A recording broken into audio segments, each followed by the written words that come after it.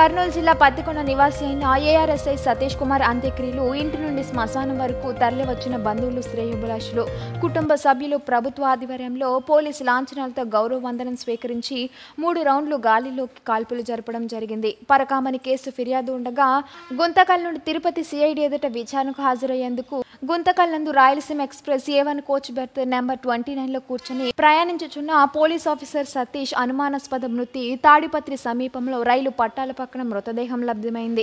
Pattikonda MLA K E Shyam Babu మరియు మాజీ రాష్ట్ర శాలివాహన చైర్మన్ టీడీపీ పార్టీ నిర్వహణ కార్యదర్శి తుగ్గలి నాగేంద్ర మాట్లాడుతూ సతీష్ కుమార్ది హత్య ఆత్మహత్య అనేది రాష్ట్ర ముఖ్యమంత్రి నారా చంద్రబాబు నాయుడు ఆదేశాల మేరకు 12 బృందాలుగా ఏర్పడి విచారిస్తున్నారని, గత ప్రభుత్వం చేసిన తప్పుదారులను తప్పించుకోవడానికి సతీష్ కుమార్ హత్య జరిగిన ఉంటుందని, సిఐ ర్యాంక్ అధికారిపై ఇలా జరగడం దారుణమని ఎమ్మెల్యే కేఈ శ్యాంబాబు తుగ్గలి నాగేంద్ర తెలిపడం జరిగింది.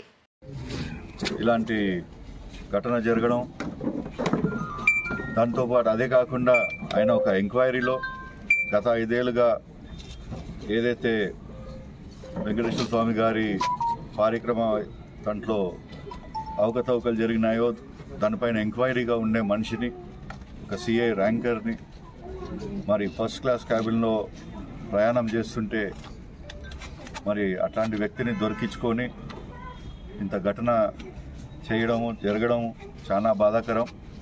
దీనిపైన కంపల్సరీ గవర్నమెంట్ తరఫు నుంచి ఎంక్వైరీలు, కమిషన్లు పెట్టియాలా.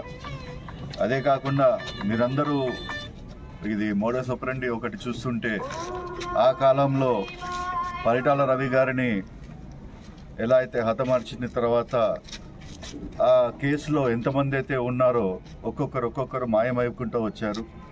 మరి ఇది కూడా సేమ్ అలాంటి ఘటన మాదిరి అనిపిస్తుంది. ఇంత అభివృద్ధిలోకి వచ్చిన తర్వాత కూడా మనం ఇలాంటివి వినాల్సి వస్తుందంటే చాలా బాధాకరం. ఎంక్వైరీ చేయడానికి పోలీసులు ఉన్నారు. ఆ ఎంక్వైరీ చేస్తుంటే కూడా ఏదో ఒక రూపంలో ఎంక్వైరీ రాంగ్ పోవాలా అని భయపడడానికో, లేకపోతే వేరే వాళ్ళందరినీ కూడా ఒక ఎగ్జాంపుల్ క్రియేట్ చేస్తే వేరే వాళ్ళు కూడా ముందర రారు. దీంట్లో ఎంక్వైరీ మొత్తానికి కొలాప్స్ కావాలని చెప్పి ఒక ఆలోచనతో ఏదైతే చేశారో చాలా బాధాకరంగా ఉంది. మేము చంద్రబాబు నాయుడు గారి దృష్టికి, లోకేష్ బాబు గారి దృష్టికి, డిప్యూటీ సీఎం పవన్ కళ్యాణ్ గారి దృష్టికి ఇవన్నీ తీసుకొని పోయి ఇది ఎందుకు జరిగింది, ఎలా జరిగింది, ఎవరైతే ఎంకిలో ఉన్నారో కంపల్సరీ ఆరా తీసి ఇక్కడ ఉన్న వీళ్ళకి కుటుంబ సభ్యులకు అందరికీ న్యాయం చేయాలని చెప్పి కోరుతూ సెలవు తీసుకుంటాం. ఎత్తుకొని దాదాపుగా 12-13 సంవత్సరాల నుంచి వాడిని ఎత్తుకొని తిరిగాం. వాడు ఎప్పుడు కూడా మాకు ప్రతి విషయంలో అన్ని విషయాలు చెప్పేవాడు. ఈ విషయంలో ఎప్పుడు కూడా ఇటువంటి మామ ఈ రకంగా ఉందని చెప్పేసి ఏ రోజు కూడా మాతో షేర్ చేసుకోవాలా. అది మేము బాధపడుతున్నటువంటి సందర్భం. లేకపోతే ప్రతి విషయాన్ని మాతో చెప్పేటువంటి వ్యక్తి ఈ విషయం మాత్రం మాతో షేర్ చేసుకోవడం చాలా బాధాకరం. ఎందుకంటే మా చేతులతో వాడిని పెంచి ఒక ప్రయోజకుడైనాడు. ఆ ప్రయోజకుడైన తరుణంలో ఒక సిఐ ర్యాంకర్గా ఉన్నటువంటి వ్యక్తిని ఇంత దారుణంగా ఇంత దారుణానికి పాల్పడతారని ఊహించలే. ఏదేమైనా కూడా ప్రభుత్వం తక్షణ చర్యలు తీసుకుంటుంది, మాకు న్యాయం చేస్తారని నమ్మకం మాకుందని చెప్పేసి మీ ద్వారా తెలియజేస్తా ఉన్నాం. Thank you.